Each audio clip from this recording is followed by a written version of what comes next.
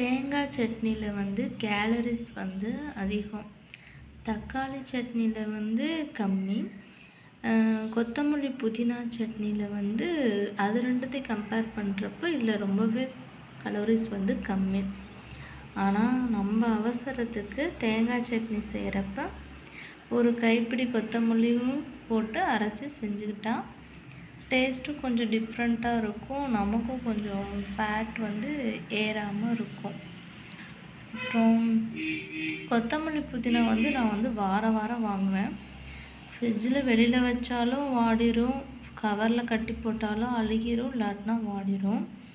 ஆனால் அந்த டைம் வந்து சில்வர் டப்பாவில் வந்து கொத்தமல்லி புதினாவை வாஷ் பண்ணாமல் வச்சுட்டேன், கட் பண்ணி அப்பப்போ சமைக்கிறப்ப மட்டும் வாஷ் பண்ணி யூஸ் பண்ணிக்கிட்டேன்.